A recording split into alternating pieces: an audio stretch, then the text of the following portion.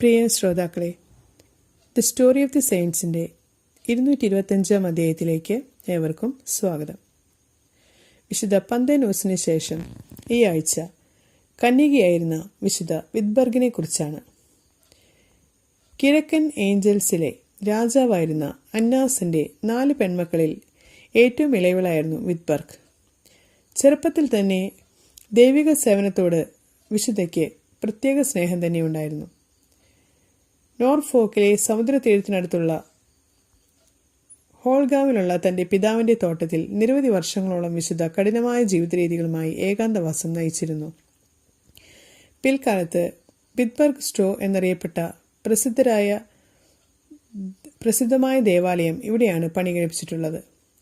തൻ്റെ പിതാവിൻ്റെ മരണത്തിന് ശേഷം വിശുദ്ധ തൻ്റെ താമസം ഡെറഫാം എന്നറിയപ്പെടുന്ന മറ്റൊരു തോട്ടത്തിലേക്ക് മാറ്റി. ആ കാലത്ത് ഏതാണ്ട് വിജനമായി കിടന്നിരുന്ന ഈ സ്ഥലം ഇന്ന് നോർഫോക്കിലെ അറിയപ്പെടുന്ന ഒരു വ്യാപാര കേന്ദ്രമാണ്. വിത്ബർഗ് അവിടെ ദേവഭക്തിയെക്കുറിച്ച് കന്യകമാരെ ഒരുമിച്ച് കൂട്ടുകയും ഒരു ദേവാലയത്തിനും കന്യാമഠത്തിനും അടിത്തറയിടുകയും ചെയ്തു. എന്നാൽ അവയുടെ നിർമ്മാണം പൂർത്തിയാകുന്നതുവരെ വിശുദ്ധ ജീവിച്ചിരുന്നില്ല.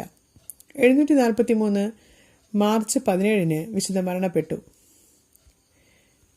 ഡെറഹാമിലെ ദേവാലയത്തിലാണ് വിശുദ്ധയെ ആദ്യം അടക്കം ചെയ്തിരുന്നത്. എന്നാൽ പിന്നീട് 55 വർഷങ്ങൾക്ക് ശേഷവും വിശുദ്ധയുടെ മൃതദേഹത്തിന് യാതൊരു കേടുപാടും സംഭവിച്ചിട്ടില്ല എന്ന് കണ്ടതിനാൽ അത് ദേവാലയത്തിലേക്ക് മാറ്റി.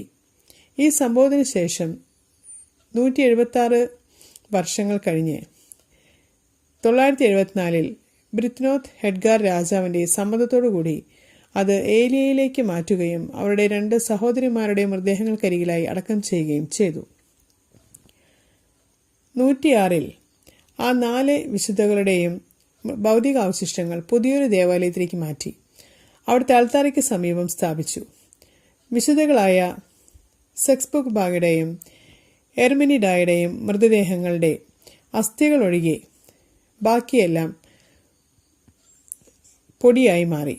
വിശുദ്ധ മാഡ്രിയയുടെ മൃതദേഹം പൂർണ്ണമായി യാതൊരു കുഴപ്പവും കൂടാതെ ഇരുന്നു.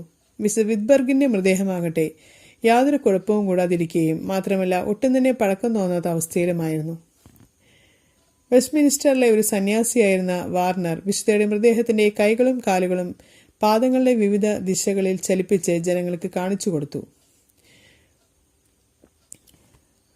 1094 തന്റെ സഭയെ നോർവിച്ചിലേക്ക് മാറ്റിയ വെറ്റ്ഫോർഡിന്റെ മെത്രാനായിരുന്ന ഹെർബർട്ട് ഉൾപ്പെടെ നിരവധി വിശിഷ്ട വ്യക്തികൾ ഇതിനെ സാക്ഷികളായിരുന്നു. 1107 എഴുതിയ ഒരു പുസ്തകത്തിലും ഏലിയയിലെ ഒരു സന്യാസിയായിരുന്ന തോമസ് ആണ് ഇക്കാര്യങ്ങൾ വിവരിച്ചിരിക്കുന്നത്. അദ്ദേഹം പറഞ്ഞിരിക്കുന്നതനുസരിച്ച് വിശുദ്ധ വിത്ബർഗിനെ ആദ്യം അടക്കിയിരുന്ന സ്ഥലമായ ഡെറഫാമിലെ ദേവാലയ അങ്കണത്തിൽ ശുദ്ധജലത്തിന് ഒരു വലിയ ധാര പൊട്ടി പുറപ്പെട്ടു. അത് പിന്നീട് വിത്ബർഗിന്റെ കിണർ എന്ന പേരിൽ അറിയപ്പെടുകയും ചെയ്തു. ആദ്യകാലങ്ങളിൽ വളരെയേറെ പ്രസിദ്ധിയാർജിച്ച ആ ജലധാരയെ പിന്നീട് കല്ലുകെട്ടി പാകുകയും മറയ്ക്കുകയും ചെയ്തു. അതിൽ നിന്നുമുണ്ടായ മറ്റൊരരുവി ഒരു ചെറിയ കിണർ പിന്നീട് രൂപം കൊണ്ടിട്ടുണ്ടെന്ന് ചരിത്രകാരന്മാർ സാക്ഷ്യപ്പെടുത്തുന്നു. ഇനി നമുക്ക് ഇന്നത്തെ ചിന്താവിഷയം എന്താണെന്ന് ശ്രദ്ധിക്കാം. വിഷമങ്ങൾ നേരിടുമ്പോൾ ക്ഷമിക്കലാണ് ധീരത.